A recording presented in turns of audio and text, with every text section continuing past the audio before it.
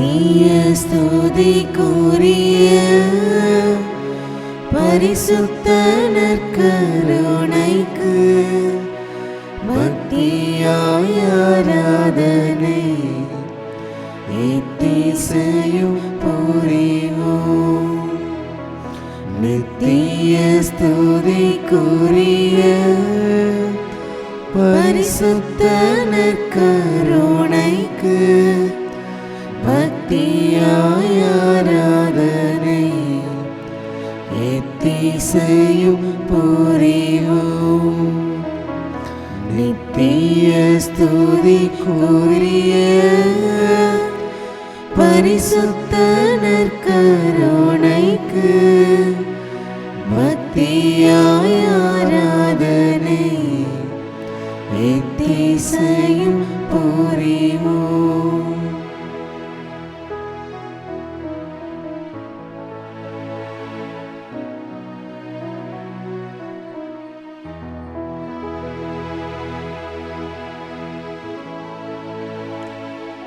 அன்பு உள்ளங்களே, இந்த தவக்காலத்தில்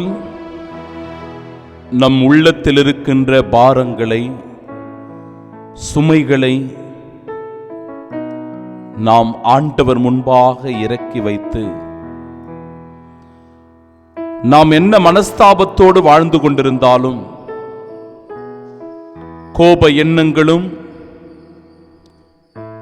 பொறாமை பொச்சரிப்புகளும் நம்முடைய உள்ளத்திலே குடிகொண்டிருந்தாலும் அவற்றையெல்லாம் வேரோடு அகற்றி நம் மனம் அமைதி பெற, நம் உள்ளம் நிம்மதி அடைய ஆண்டவரிடத்திலே சிறப்பாக நாம் ஜெபிக்க இருக்கிறோம். பல நேரங்களில் நமக்கு பழிவாங்குகின்ற எண்ணம் உண்டு.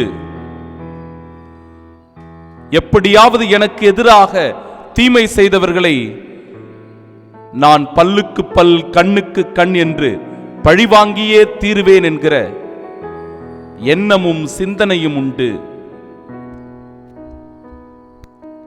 ஆண்டவர் இந்த நாளிலே நம் இதயத்தை கனிவுள்ள இதயமாக மாற்றுகிறார். நம்முடைய இதயத்தை இரக்கமுள்ள இதயமாக மாற்றுகிறார். அந்த வெஞ்சினம் நம்முடைய உள்ளத்தில் இருந்தால் மன அழுத்தங்களும், மன பாரங்களும், மன சுமைகளும் நம்முடைய உள்ளத்திலே மிகுதியாகும். இதனால் நிம்மதியின்றியே நாம் இந்த உலகத்திலே வாழ்ந்து கொண்டிருப்போம். இந்த தவக்காலத்தை சிறப்பிப்பதில் எந்த விதமான அர்த்தமும் கிடையாது. எனவே நம்முடைய மன புண்கள் ஆற, மன காயங்கள் குணமாக, மன நோய்கள் தீர இந்த ஆராதனையின் வழியாக சிறப்பாக நாம் ஜெபிப்போமாக. ஆண்டவருடைய அருளுக்காக இறைஞ்சு வேண்டுவோமாக. இயேசுவே, என் உயிரே, என் அருகே நீ இருப்பாய் என்றும், இயேசுவே என் உயிரே, என் இதயம் நீ வருவாய் என்றும், இயேசுவே என் உயிரே, எனக்கு துணையாய் நீ என்றும் இருப்பீர் என்றும் பாடி நாம் கடவுளை போற்றி புகழ்வோமாக.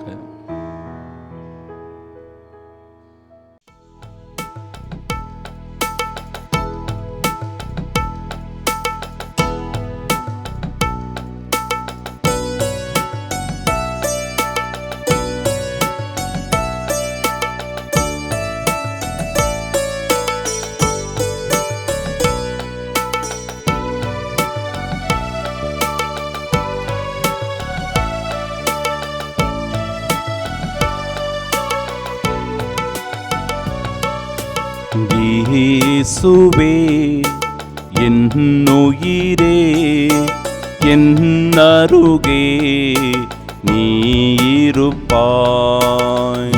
இயேசுவே என் உயிரே, என் அருகில் நீ இருப்பாய். இயேசுவே என் உயிரே, என் அருகே நீ இருப்பாய். இயேசுவே என் உயிரே,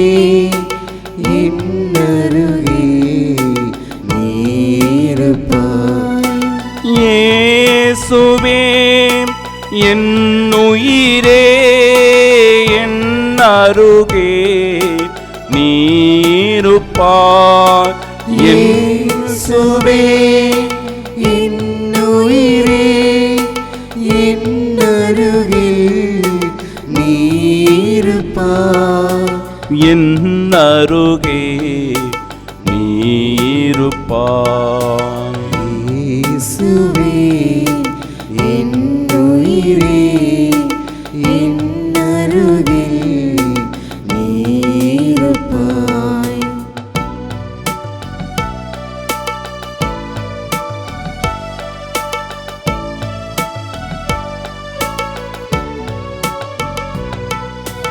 இயேசுவே என் உயிரே என் இதயம் நீ வருவாய் இயேசுவே என் உயிரே என் இதயம் நீ வருவாய் இயேசுவே என் உயிரே என் இதயம் நீ வருவாய் இயேசுவே என் உயிரே என் இதயம் நீ வருவாய் இயேசுவே என் உயிரே என் இதயம் நீ வருவாய் இயேசுவே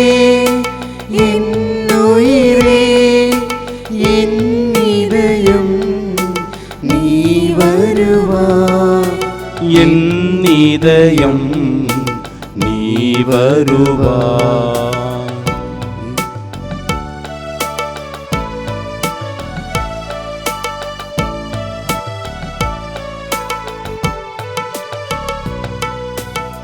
இயேசுவே என் வாழ்வே என் துணையாய் நீ இருப்பாய் இயேசுவே என் வாழ்வே என் துணையாய் நீ இருப்பாய் இயேசுவே என் வாழ்வே என் துணையாய் நீ இருப்பாய் இயேசுவே என் வாழ்வே என் துணையாய் நீ இருப்பாய் இயேசுவே என் வாழ்வே என் துணையாய் நீ இருப்பாய் இயேசுவே என் வாழ்வே என் துணையாய் நீ இருப்பாய் என் துணையாய் நீ இருப்பாய் இயேசுவே என் உயிரே என் அருகில் நீ இருப்பாய் என் அருகே நீ இருப்பாய் என் இதயம் நீ வருவாய் என் துணையாய் நீ இருப்பாய்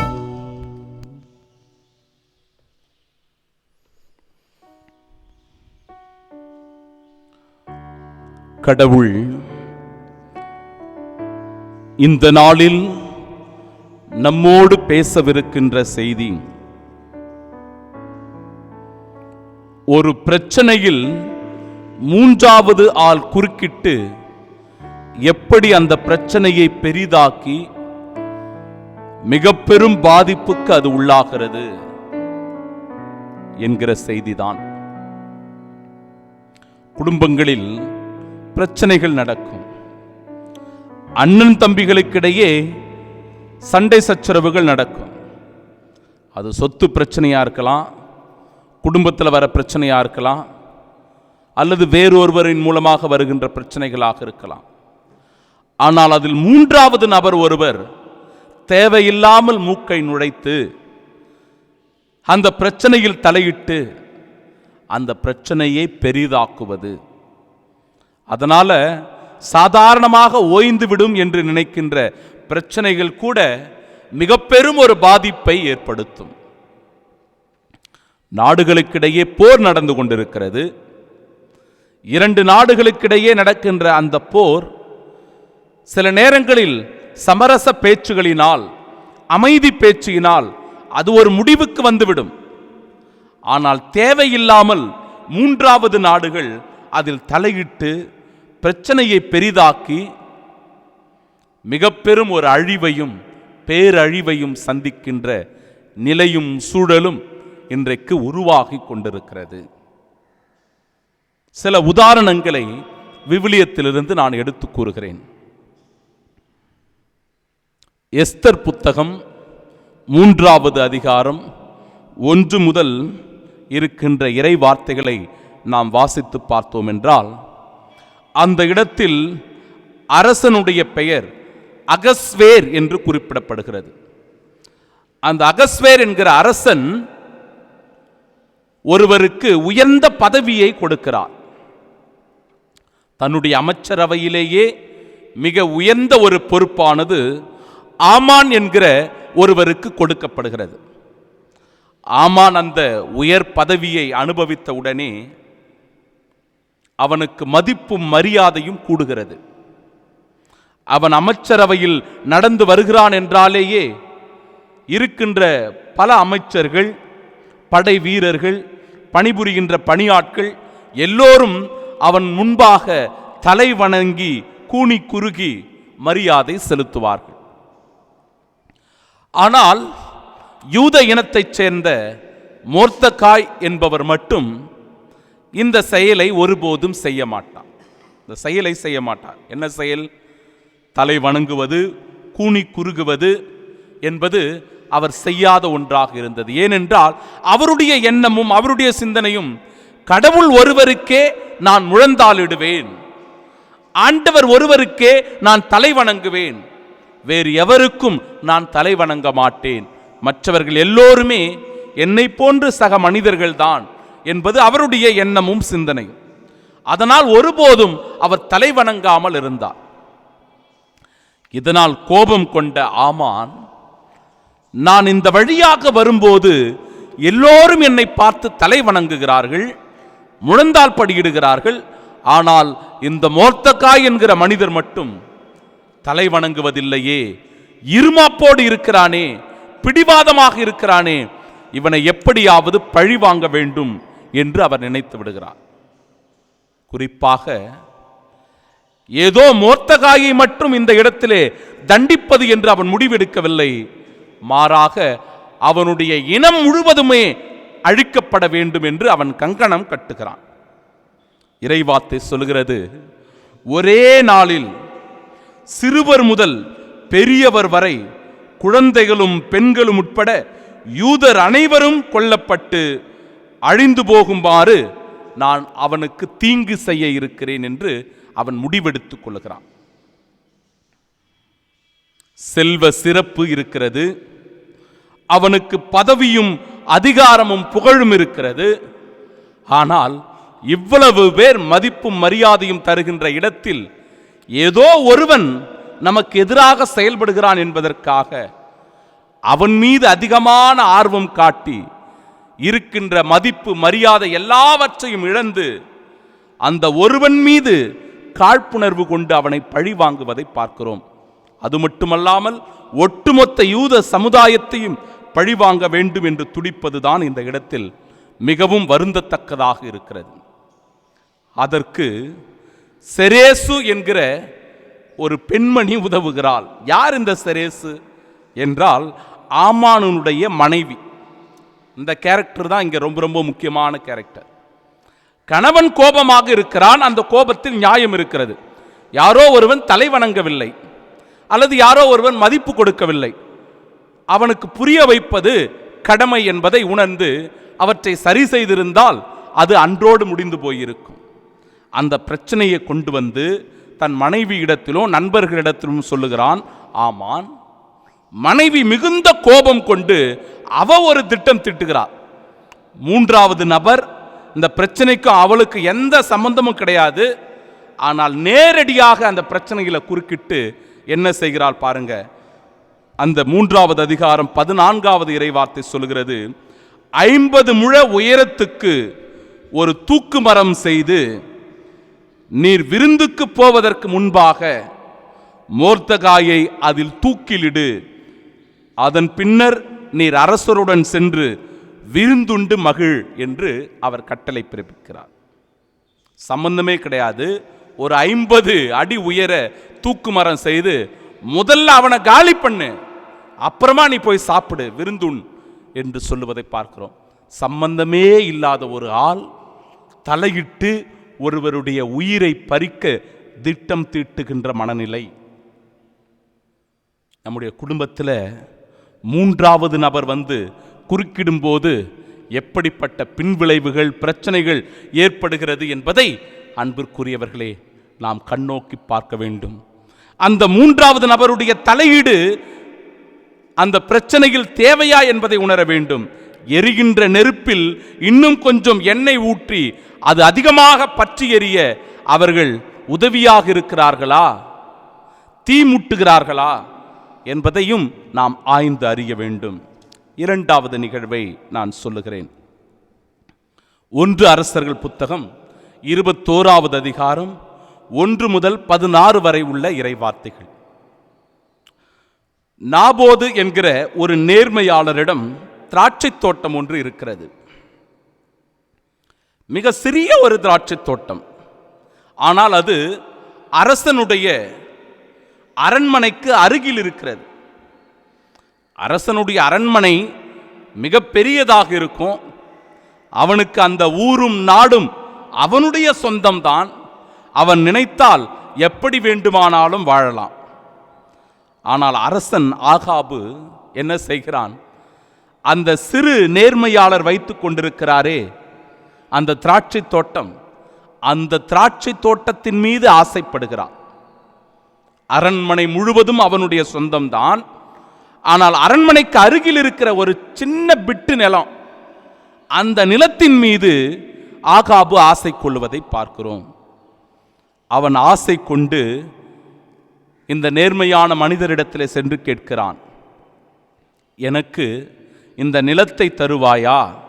அதிலே நான் காய்கறி தோட்டம் அமைக்க வேண்டும், எனவே இந்த இடத்தை எனக்கு கொடு என்று நாபோதிடம் சென்று கேட்கிறான். அதற்கு நாபோது சொல்லுகிறான், என் மூதாதையரினுடைய உரிமை சொத்து இது, நிச்சயம் உனக்கு இதை நான் கொடுக்க மாட்டேன், எனக்கு இருக்கின்ற ஒரே சொத்தே இதுதான் என்று அரசனிடத்தில் அவன் பேசிவிடுகிறான். இதனால் கோபம் கொண்ட அரசன் வீட்டிற்கு போகிறான். வீட்டில் போன உடனே அவனுடைய மனநிலையை பாருங்க. இறைவார்த்தை சொல்லுகிறது, 21வது அதிகாரம் 4வது இறைவார்த்தை. ஆகாபு மிகுந்த ஆத்திரத்துடனும் கோபத்துடனும் தன் அரண்மனைக்கு வந்தான். முகத்தை திருப்பிக் கொண்டு தன் கட்டிலில் படுத்து கிடந்தான். உணவருந்த அவன் மறுத்து விட்டான். ஏதோ ஒரு கோபத்தில் இருக்கிறான். ஆனால் இந்த இடத்துல 3வது நபருடைய குறுக்கீடு என்பது ஈசபேல் என்கிற அவருடைய மனைவி. ஈசபேல் என்கிற அவருடைய மனைவி பாருங்க என்ன செய்றா. அவ ஒரு சதி திட்டம் தீட்டுகிறாள். நீ ஏன் அமைதியாக இருக்கிறாய்? கோபகுணத்தோடு ஏன் இருக்கிறாய்? ஏன் உண்ணவில்லை? ஏன் யாரோடு பேசவில்லை? உன் முகம் ஏன் வாடி இருக்கிறது என்று கேட்டவுடனே உடனடியாக அவள் ஒரு சதி திட்டம் தீட்டி, இவன்தான் அதற்கு காரணம் என்றால் அந்த சதி திட்டத்தின்படி அந்த நாபோத்தை இழுத்து கொண்டு போய் எல்லார் முன்னிலையிலும் கல்லை எறிந்து கொள்ளுங்கள் என்று அவர் திட்டம் திட்டுகிறார். 3வது ஆளு சம்பந்தமே இல்லை. ஆனால் அந்த பிரச்சனைகளை குறுக்கிட்டு ஒருவருடைய உயிரானது இந்த இடத்திலே பழிவாங்கப்படுகிறது, ஒரு உயிரானது கொல்லப்படுகிறது. இப்படிப்பட்ட மனநிலை இன்றைக்கு நம்மிடத்தில் இருக்கிறதா என்பதை சிந்திக்க வேண்டும் அன்பிற்குரியவர்களே. தேவையில்லாது யாருடைய பிரச்சனையில்லாவது நாம் தலையிட்டு அந்த பிரச்சனையை நாம் பெரிதாக்கி கொண்டிருக்கிறோமா? மனம் வருந்த வேண்டும். கணவன் மனைவியிடையே நாம் குறுக்காக சென்று அந்த பிரச்சனையை பெரிதாக்குகிறோமா? நினைத்து கடவுளிடத்திலே மன்னிப்பு கேளுங்கள். தந்தைக்கும் தாய்க்கும் இடையே இருக்கின்ற அந்த உறவு நிலையானது நல்ல நிலையில் இருந்தாலும் கூட அந்த பிள்ளைகளை தாய் தந்தையிடமிருந்து பிரித்து ஆளுகின்ற சூழ்ச்சியை நாம் செய்து கொண்டிருக்கிறோமா? கடவுளிடத்திலே மனம் வருந்தி மன்னிப்பு கேளுங்கள். அக்கத்து வீட்டில் நாம சந்தோஷமா இருப்போம், ஆனா அதுல தேவையில்லாத இன்னொரு மனிதர் வந்து குறுக்கிட்டு அவர் உனக்கு எதிராக இப்படி சொல்லுகிறார், உன்னை பற்றி இப்படி பேசுகிறார் என்று புரளி பேசி அந்த பிரச்சனையை பெரிதாக்குகிறோமா? மனம் வருந்துவோம், ஆண்டவரிடத்திலே மன்னிப்பு கேட்போம். அதற்கான நாள்தான் இந்த நாள். என் ஜீவன் பாடுகிறது, ஆண்டவரே உன் வரவை நாடுகிறது. இதனால் என் இதயம் அமைதி பெற, என் இதயம் நிம்மதி அடைய, என் இதயத்தில் இருக்கிற காழ்ப்புணர்வுகள், பழிவாங்குகின்ற எண்ணம், என் உள்ளத்திலே இருக்கின்ற வெஞ்சினம் எல்லாம் குறைந்து அது தூய்மை அடைய உம்மிடத்திலே நான் பாடி செபிக்கிறேன் ஆண்டவரே என்று சொல்லி கடவுள் முன்பாக உருக்கத்தோடு நாம் பாடி செபிப்போமாக.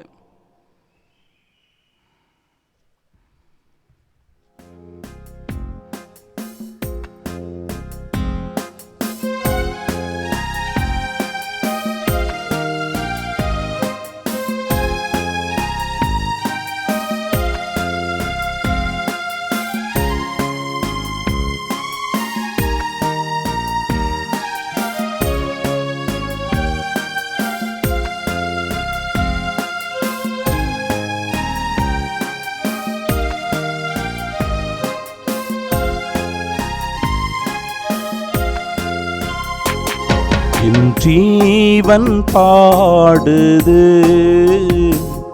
உன் பறவை நாடுது. என் ஜீவன் பாடுது, உன் பறவை நாடுது. அன்பே அருட்செல்வமே, அன்பே அருட்செல்வமே, என் ஜீவன் பாடுது, உன் பறவை நாடுது.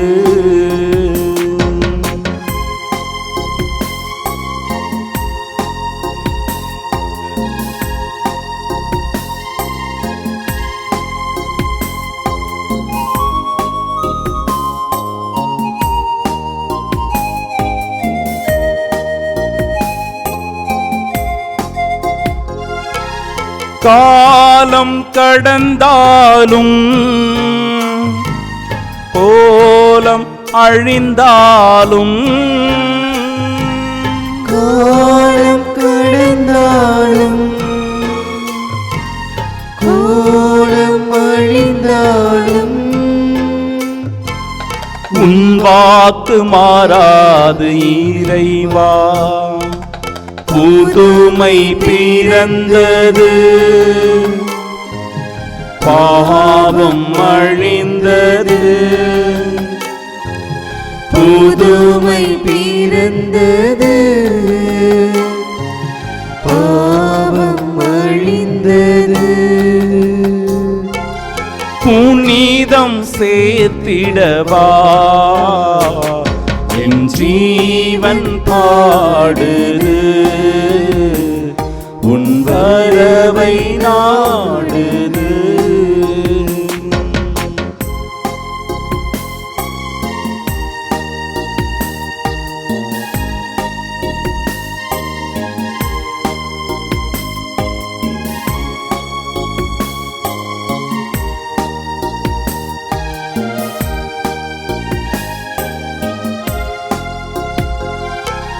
ராகம் ஓய்ந்தாலும் தாளம் மாய்ந்தாலும், ராகம் ஓய்ந்தாலும் தாளம் மாய்ந்தாலும், என் பாடல் மாறாது இறைவா. நாளும் மலர்ந்தது, தீபம் எரிந்தது. நாளும் மலர்ந்தது, தீபம் எரிந்தது. வாழ்வை வளமாக்கவா என் ஜீவன் பாடுது, உன் வரவை நாடுது. என் ஜீவன் பாடுது, உன் வரவை நாடுது. அன்பே அருட்செல்வமே, அன்பே அருட்செல்வமே,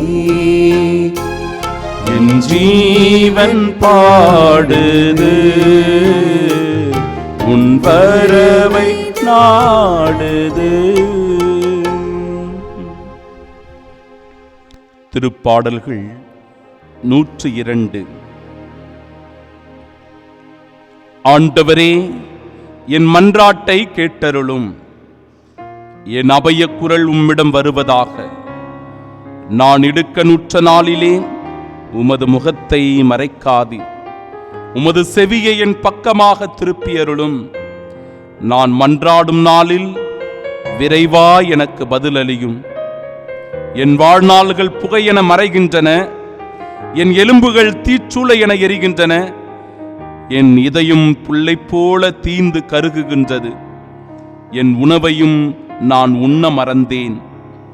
என் பெருமூச்சின் பேரொளியால் என் எலும்புகள் சதையோடு ஒட்டி கொண்டன. நான் பாலை நில பறவை போல் ஆனேன், பாழ்நிலத்தின் ஆந்தை போல் ஆனேன். நான் தூக்கமின்றி தவிக்கின்றேன், கூரை மேல் தனிமையாயிருக்கும் பறவை போல் ஆனேன். என் எதிரிகள் நாள் முழுவதும் என்னை இடித்துரைக்கின்றனர். என்னை எள்ளி நகையாடுவோர் என் பெயரை சொல்லி சபிக்கின்றனர்.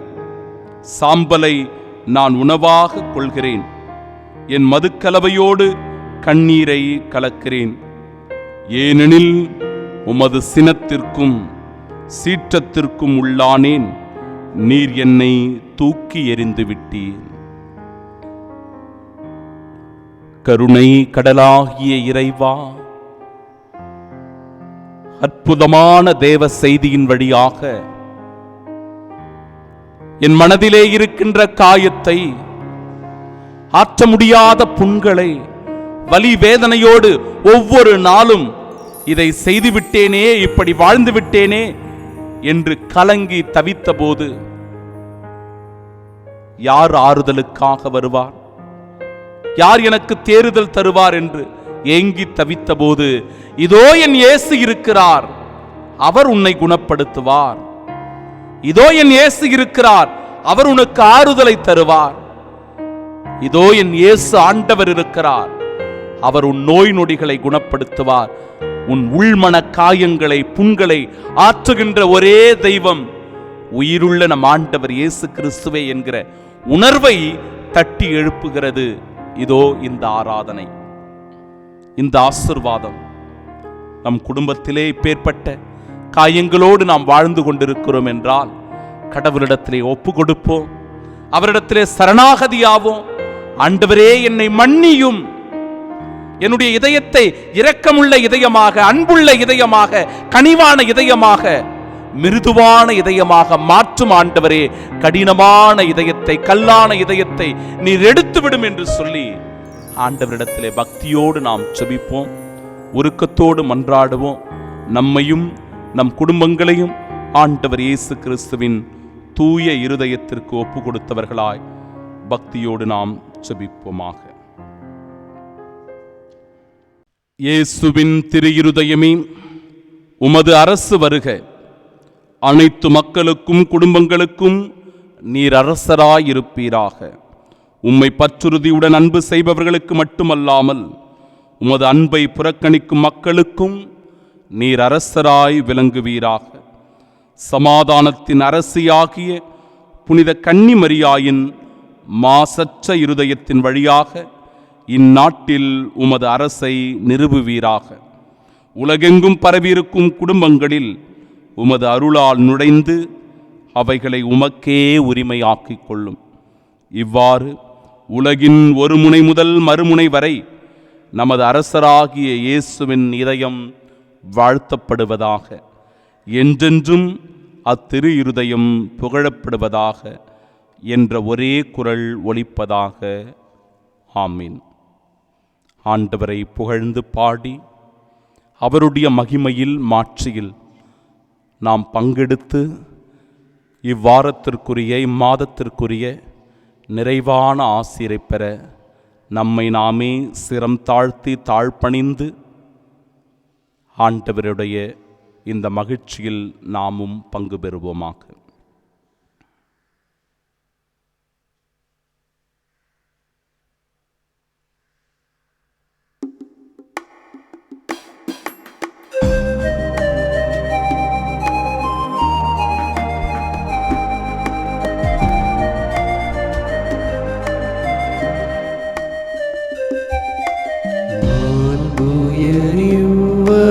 சாதனத்தை தாழ்ந்து பணிந்து ஆராதிப்போ.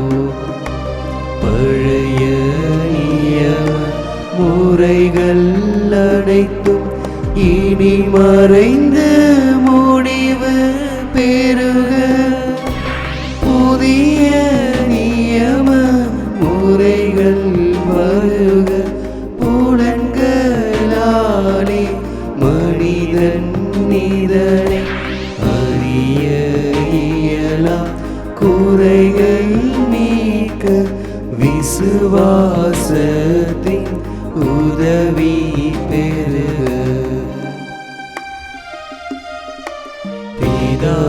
பிதாவர்க்கும் சுதனவர்க்கும் புகழ்ச்சியோடு வெற்றியார்க்கும் மீட்பின் பெருமை மகிமையோடு வலிமை வாழ்த்து யாகுமாக. இருவரிடமாய் வருகின்றவராம் தூய ஆவி ஆளவர்க்கும் அளவில்லாத சம புகழ்ச்சி என்றுமே உண்டாக.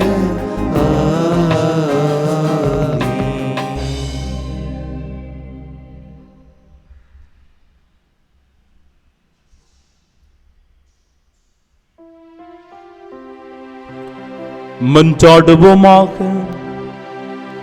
இறைவா, இந்த வியப்புக்குரிய திருவருட்சாதனத்திலே உம்முடைய திருப்பாடுகளின் நினைவை எங்களுக்கு விட்டு சென்றீ. உமது திருவுடல் திரு ரத்தம் இவற்றின் மறைபொருளை வணங்கும் நாங்கள் உம்முடைய மீட்பின் பலனை இடைவிடாமல் அனுபவிக்க அருள் புரியும். தந்தையாகிய இறைவனோடு தூய ஆவியாரின் ஒன்றிப்பில் என்றென்றும் வாழ்ந்து ஆட்சி செய்கின்ற உம்மை மன்றாடுகின்றோம்.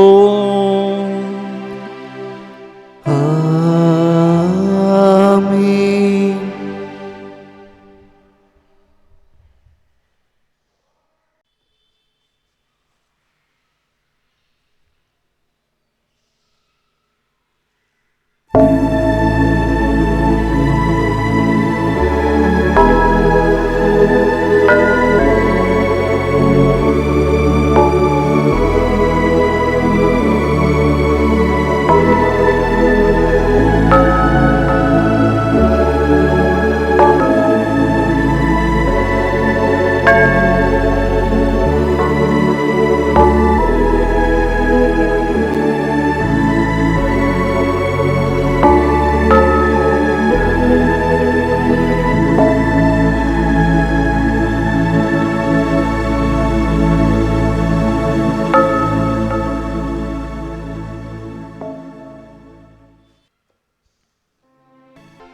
நித்திய ஸ்துதிக்குரிய பரிசுத்த நற்கருணைக்கு ஆராதனை